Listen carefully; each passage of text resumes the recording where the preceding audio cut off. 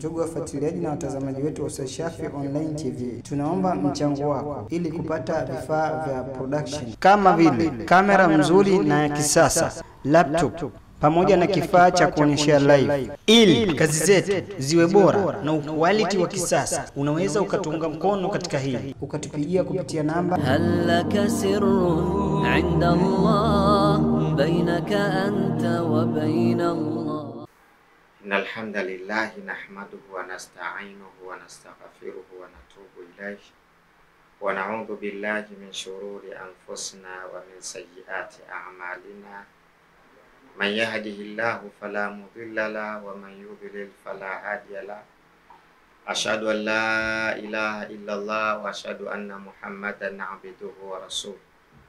Allahumma salli ala Muhammadin wa ala ali Muhammad kama sallaita ala Ibrahim wa ala ali Ibrahim wa barik ala Muhammadin wa ala ali Muhammad kama barakta ala Ibrahim wa ala ali Ibrahim fil alamina innaka Hamidum Majid. Wapenzi ndugu zangu watukufu wa Kiislamu, baada ya kumshukuru Mwenyezi Mungu Subhanahu wa Ta'ala na kumtakia ziada rehma mtukufu wa daraja Bwana Mtume Muhammad sallallahu alaihi wasallam, kiukweli tupo katika zama za mwisho, zama ambazo yanajitokeza mambo mengi sana yanayosingiziwa ndani ya dini yetu ya Uislamu. Zama tulizokuwa nazo ndio zama alizosema mtukufu wa daraja Bwana Mtume Muhammad sallallahu alaihi wasallam, inna min ashrati saa, hakika katika dalili za kiyama zimekaribia, anyurfa al-ilmu, ilmu itaendolewa, wa anyadhahara al-jahlu, na ujinga utakuwa mwingi. Ndugu zangu watukufu wa Kiislamu, hizi ni zama za mwisho sana tulizokuwa nazo. Mara zote tulizoea kwa wale ambao wasiokuwa Waislamu ndio watu ambao viongozi wao wanahamasisha swala la ushoga. Mara nyingi huwa tunazoea kwa wale ambao wasiokuwa Waislamu na tunawalalamikia sana kwamba viongozi wao ndio sababu wao wanahamasisha ushoga mpaka kufikia mahala kubariki ndoa za jinsia moja. Nataka niwaambie, lakini ni mipango ambayo imetengenezwa. Mipango hii kama wenzetu Roman Empire walivyoamua kuingia katika kivuli cha imani, wakaanzisha Roman Catholic Church kwa sababu ya kuyaendea yale mambo ambayo wanayahitaji, wanataka wayaingize kupitia katika njia ya imani, kwa sababu ikiwa yatakubalika kwa njia ya imani, basi yatakuwa na wafuasi wengi, kwa sababu wao waliamini watu wa imani wana wafuasi wengi. Ndipo mikakati ikatengenezwa mnamo mwaka 323 pale Nisea, akachaguliwa papa ambaye atakuja kuiongoza dunia kwa maslahi ya imani ya watu fulani hapo Roman Catholic Church, lakini sio kwa mafundisho ya Biblia, na watu watatakiwa wakubaliane kwa kile ambacho papa anachokwenda kukisema. Kwa hiyo leo tumeona mara nyingi sana viongozi wa huo upande wa pili wanahamasisha ndoa ya jinsia moja, wanahamasisha mambo mbalimbali ambayo katika Biblia hayapo.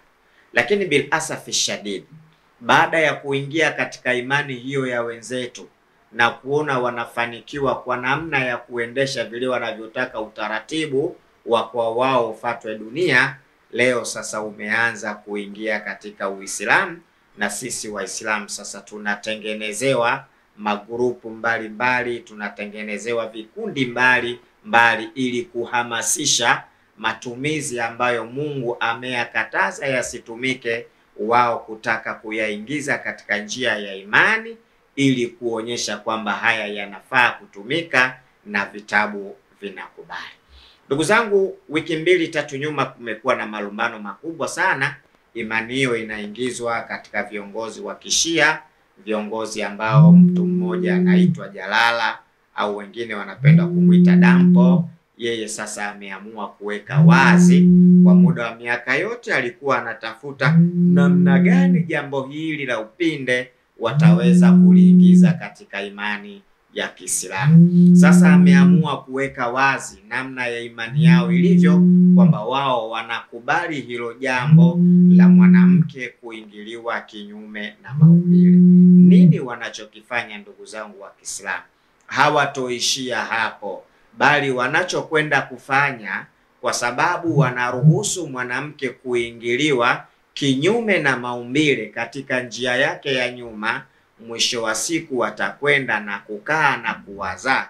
Ikiwa njia ya nyuma mwanamke anafaa kuingiliwa, basi watu wakishakubaliana na hilo, watakwenda kugeuza na kusema sehemu ile ile ambayo anayofaa kuingiliwa mwanamke, basi hata mwanamme sehemu hiyo anayo, basi itabidi kwamba waweke kwamba na mwanamme naye anapaswa kuingiliwa katika maumbile yake ya nyuma. Watakuwa dunia imefanikiwa katika kueneza ushoga kupitia katika njia ya imani.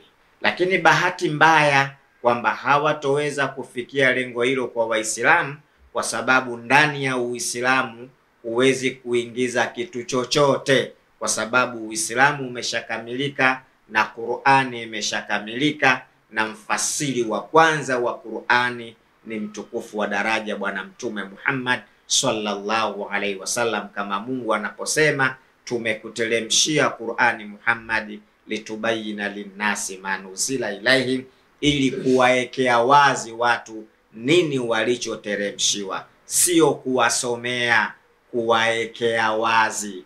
Kwa maana mtukufu wa daraja Bwana Mtume Muhammad, yeye ndiye anayekwenda kutafsiri makusudio na malengo ya Qur'ani, au makusudio na malengo ya maneno ya Mwenyezi Mungu katika aya hii, anakusudia nini. Ndio maana Qur'ani ikasema wama atakumur rasulu fakhudhuhu, anayokupeni Bwana Mtume Muhammad yachukueni, na yale anayokukatazeni katazeni nayo. Kwa maana hiyo Muhammad au Mtume Muhammad sallallahu alaihi wasallam ndiye ambaye anakuja kutufundisha namna ya kuielewa Qur'an. Bil asafi shadid, wakati namwangalia Bwana Jalala au Bwana Dampo yule, wakati anatafsiri Qur'ani na kudai kwamba Qur'ani yenyewe ndiyo inaruhusu, ameishtaka tuishtumu Qur'ani eti kwa sababu Qur'ani ndiyo inaruhusu tushiwashtumu hao mashia. Qur'ani haiwezi kuruhusu vitu hivyo, Mungu hawezi kusema vitu hivyo, wala sio halali na havijapatwa kusema. Leo nataka tupite katika aya ambayo yeye ameinasibisha aya hiyo kuwa ndiyo moja katika aya ambayo inaruhusu mwanamke kuingiliwa katika sehemu zake za nyuma. Aya hiyo ndugu zangu wa Kiislamu inapatikana katika sura ya pili aya 223. Sura ya pili aya 223 ambayo aliyoisoma yeye baada a'udhu billahi minash shaitani rajim bismillahir rahmanir rahim. Mwenyezi Mungu anasema katika Qur'ani, nisaukum haruthul lakum, wake zenu ni mashamba yenu. Alipita kwa tafsiri hiyo hiyo ambayo mimi na tafsiri, alisema wake zenu ni mashamba yenu. Akaonyesha kwamba Mungu amewafananisha wake zetu na mashamba yetu. Akasema fa'atu harthakum anna shi'tum, yaendeeni mashamba yenu.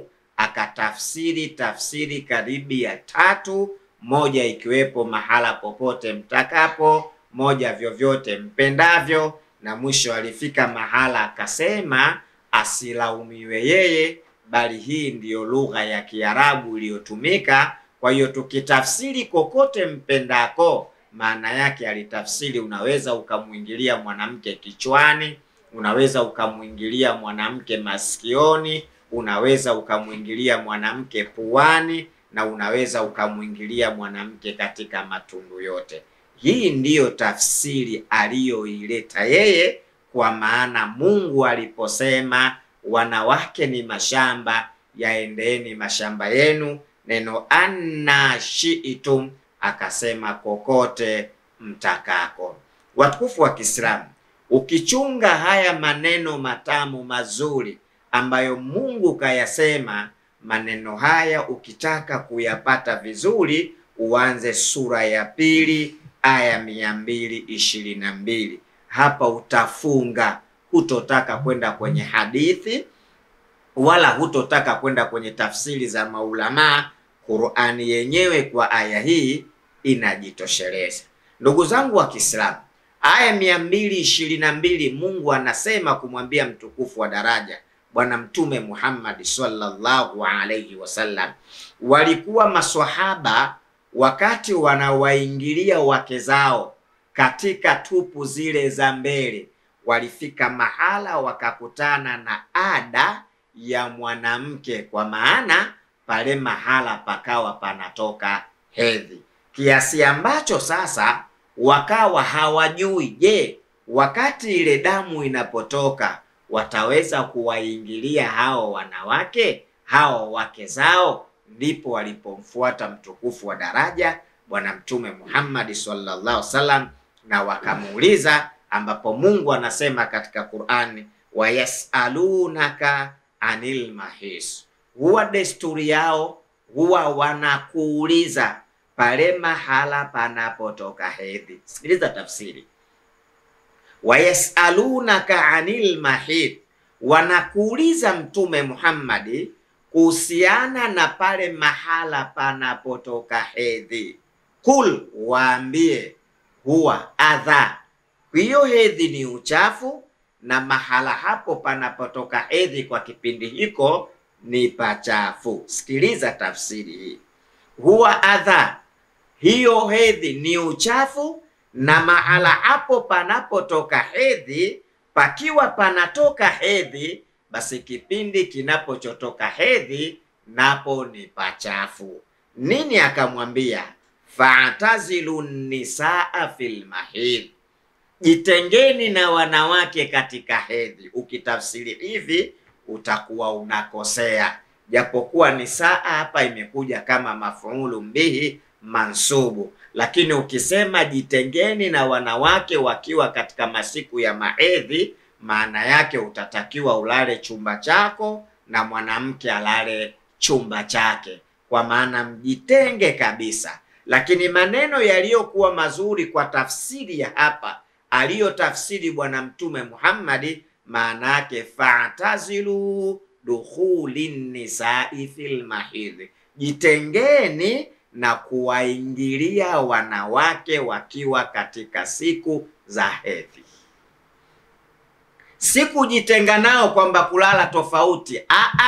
Mtume akasema jitengeni nao, kuwaingilia wanawake wakiwa katika masiku ya hedhi. Kwa hiyo kumbe Qur'ani inatuambia tujitenge na wanawake wakiwa kuwaingilia wakiwa katika zile siku mahala ambapo tunahitaji kuingia panatoka hedhi. Tena akasema Mwenyezi Mungu, wala taqrabu hunna, ukitafsiri usiwakaribie utakosea, wala msifanye nao jimai hao hata yathurna, mpaka watwaharike. Pale mahala pawe safi ndipo mnaweza kufanya nao jimai. Faiza tatahharna, wakisha twaharika, pale mahala hapatoki tena uchafu, pakisha twaharika, pale mahala hapatoki uchafu, wao wametwaharika, faatuhunna, basi waendeeni wanawake hao, waingilieni wanawake hao, min haithu amarakumullahu, katika sehemu ambayo Allah amewaruhusu. Hii tafsiri inajitosheleza bila kutafuta hadithi wala maneno ya wanawazuoni. Waendeeni wanawake hao katika hali pale mahala ambapo Allah amewaruhusu. Ukisikia neno kuruhusiwa, mafuhumu mukhalafun, kufahamu kwa kinyume, maana yake kuna mahala ambapo hatujaruhusiwa. Ndio tafsiri ya aya.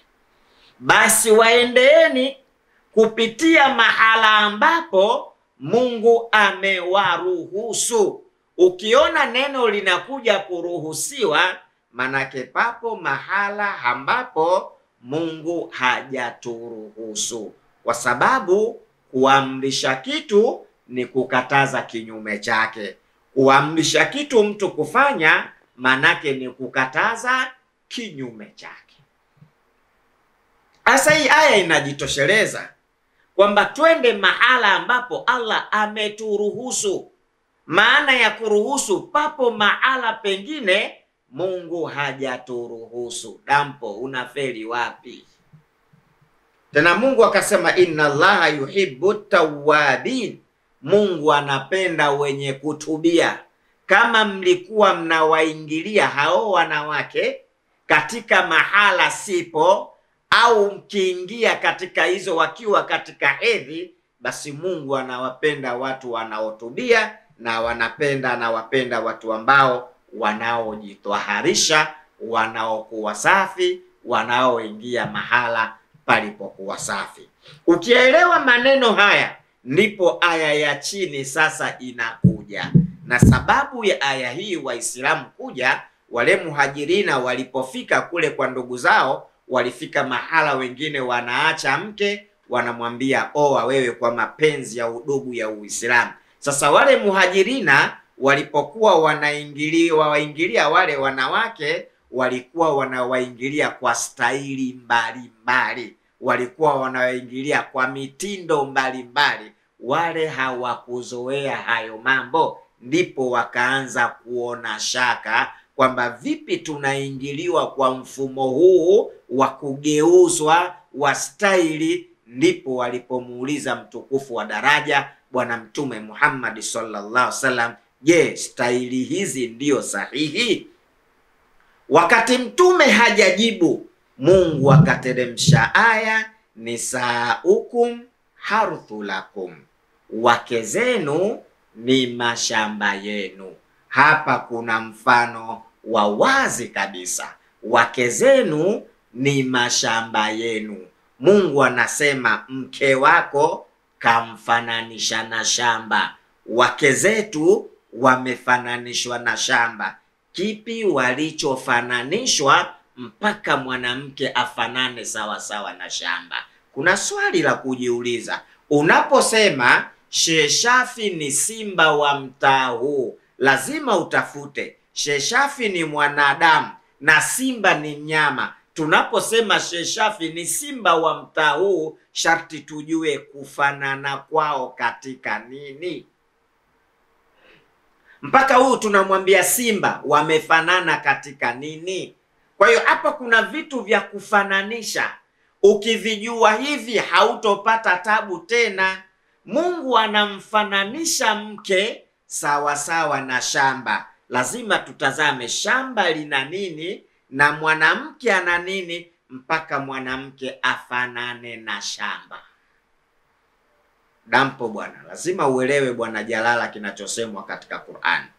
Mungu anaposema wanawake ni mashamba yenu, shamba ni nini?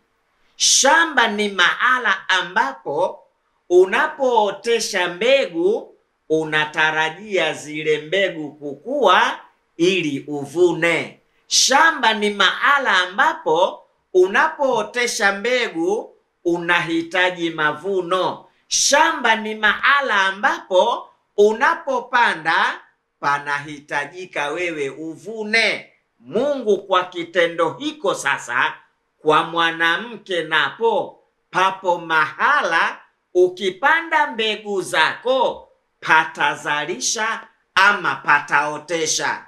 Pataotesha nini?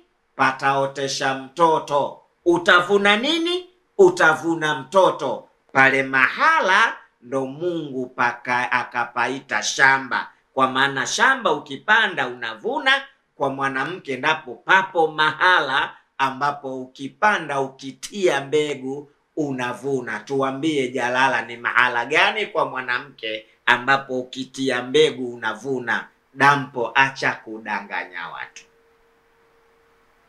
Kwa hiyo hapa pamefananishwa na shamba. Tayari tumeshajua kwamba shamba pakipandwa mazao panaota. Kwa mwanamke tupatafute sasa, wapi unapoweka mbegu zako panaota. Je, sikioni ukitia mbegu pataota?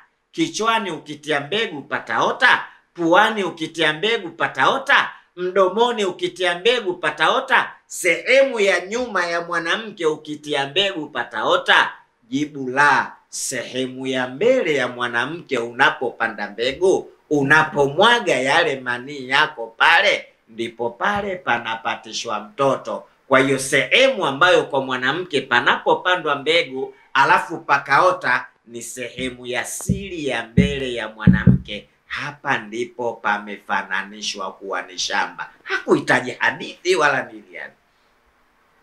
Akasema faatu harthakum anna shi'tum, yaendeeni hayo mashamba yenu vyovyote mpendavyo.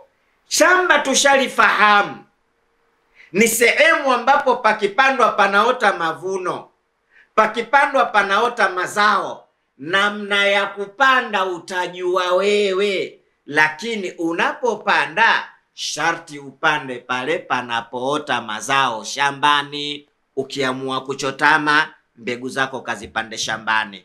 Ukiamua kusimama, mbegu zako kazipande shambani. Ukiamia nyuma, mbegu zako kazipande shambani. Pale shambani hauwekewi kanuni ya namna gani utapanda mbegu zako, lakini zile mbegu unazopanda sharti upande shambani. Kwa mwanamke tumeona sehemu ya siri ya mbele ndiyo shamba. Sasa namna ya kupanda zile mbegu katika lile shamba hatukuwekei sheria. Mungu hajakuwekea namna gani ya kupanda. Ukiamua kuchotama, lakini baba utoke shambani. Ukiamua kuinama, baba utoke shambani. Ukiamua kinyume, baba utoke shambani. Kila unachoamua, lakini sharti utoke shambani, ambapo pale sasa ndipo panapoota mazao. Ndiyo annashitum, popovyo vyote mpendavyo. Lakini wakadimu li anfusikum, na tanguzeni heri katika nafsi zenu. Kwa nini? Ni pale mtapopata watoto watapokuja kuwasaidia. Na jueni wattaqullaha, lakini wakati mnafanya hivyo muogopeni Mwenyezi Mungu. Usipindishe ukapeleka mahala pengine. Muogopeni Mwenyezi Mungu, na alamu, na jueni annakum, kwamba yeye Mwenyezi Mungu mulaquhu, mtakutana naye. Wabashiril mu'minin, na mtume anawaambia awape bishara njema waumini. Bwana Dampo, Bwana Jalala, usidanganye watu. Uislamu haudanganywi, Qur'ani haidanganywi. Usitake kumzulia Mungu uongo, wala usitake kumzulia Bwana Mtume Muhammad sallallahu alaihi wasallam uongo. Ni waase Waislamu tuchukue tahadhari na hawa jamaa. Hawana nia nzuri na dini yetu. Ni watu waliokuswanya na kuwekwa na kuahidiwa labda mambo makubwa kupoteza vizazi vyetu. Na wanawataka sana vijana, hususan wale masela. Wanajua masela wakiwaambia mchezo huu mtakimbilia sana. Ni haramu, na mtume akasema kwa kupigilia msumari, laana Allahu man ata mraatahu fi duburiha, amelaaniwa na Mwenyezi Mungu mwenye kumwendea mke wake kinyume na maumbile. Mwenye kumwendea mke wake kinyume na umbile. Nami nimeamua niseme mawili matatu ili kufikisha kwenu, ili mradi niwe nimefikisha. Wassalamu alaikum wa rahmatullahi wa barakatuh. Tuenzetu.